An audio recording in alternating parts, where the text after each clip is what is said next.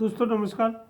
हम लोग agriculture sector में नए स्टार्टअप के आइडियाज़ पर बातचीत कर रहे हैं और पिछले वीडियो में मैंने ग्रेडिंग एंड सर्टिफिकेशन सेंटर की बात की थी।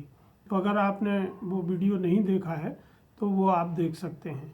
दूसरा, आज हम बात करेंगे कि देखिए, मैं एक दिन गूगल प्ले स्टोर पर देख रहा था और मैंने लगभग 350 से ऊपर ऐप्स की लिस्ट बनाई जो एग्रीकल्चर सेक्टर में एग्रीकल्चर इनपुट बेचने का काम करते हैं। इसी तरह हिंदुस्तान में जो एग्रीकल्चर इनपुट बनाने की कंपनियां हैं, मैन्युफैक्चरर्स हैं, उसमें इंटरनेशनल कंपनियां हैं, नेशनल कंपनियां हैं और लोकल कंपनियां हैं। तो इन सब कंपनियों की भी अपनी अलग अलग वेबसाइट है। पर अगर आप किसान के पर्सपेक्टिव से देखें या एक एग्रीकल्चर के दुकानदार के नज़रिए से देखें कि अगर आप इस सेक्टर में कोई चीज़ खरीदना चाहते हैं तो ऐसा कोई भी ऐप या ऐसी कोई भी वेबसाइट नहीं है जहां उस पर्टिकुलर प्रोडक्ट की पूरी रेंज दिखाई गई हो, उनकी तुलना की गई हो और डिसीजन लेने के लिए कुछ पैरामीटर्स वहाँ उपलब्ध हों।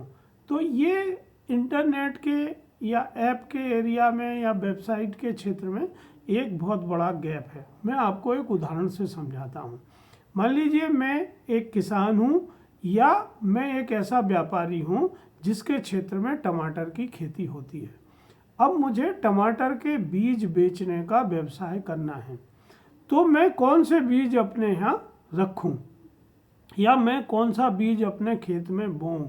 अगर आज मैं नेट के ऊपर सर्च करता हूं तो लगभग 350-400 कंपनियां हैं जो टमाटर का बीज बनाती हैं।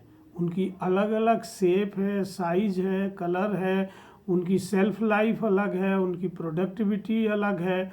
किसी में कोई रोग आता है, किसी में कोई रोग नहीं आता है। पर एज ए किसान मुझे ये पता नहीं होता है।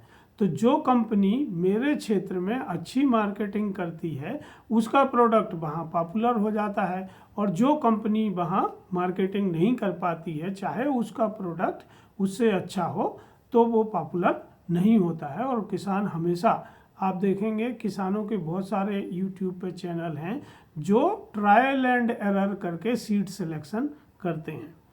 इसके साथ साथ जो गवर्नमेंट है या जो मैन्युफैक्चरर्स हैं वो हमेशा बात करते हैं प्रोडक्टिविटी की, कि मेरा बीज लगाने से आपका प्रोडक्शन कितना होगा।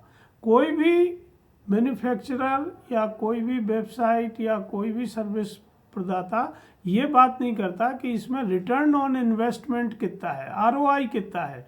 अगर मैं खेती कर रहा हूँ और मैं उसमें 1 लाख रुपए का इन्वेस्टमेंट कर रहा हूँ तो मुझे क्या रिटर्न मिलेगा, मुझे कौन से इनपुट खरीदना है, उस टमाटर या उस बीज के लिए कौन से न्यूट्रिएंट ज़रूरी है, कौन से माइक्रो न्यूट्रिएंट ज़रूरी हैं, कौन से उस पर रोग आते हैं, उसके प्रिवेंटिव एक्शन क्या हैं, मेरा पैकेज ऑफ प्रैक्टिस कैसा होना चाहिए ताकि मंडी में मुझे मैक्सिमम आरओआई मिल सके। तो इस तरह की कोई भी जानकारी नेट के ऊपर उपलब्ध नहीं है जहां किसान डिस्कवर कर सकें, कंपेयर कर सकें और फिर डिसाइड कर सकें।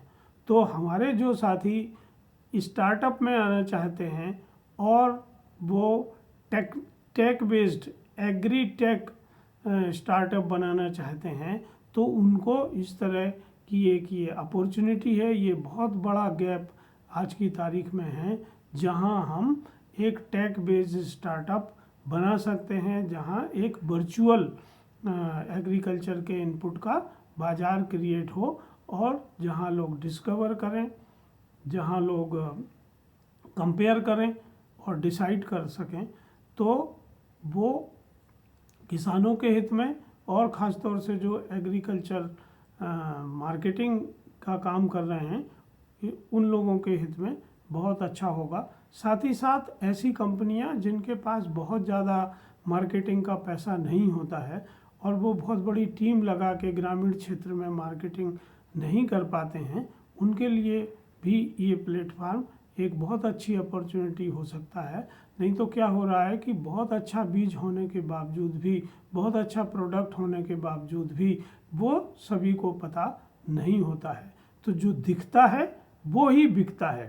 तो हमें इस तरह के स्टार्टअप को बनाने के लिए सोचना चाहिए।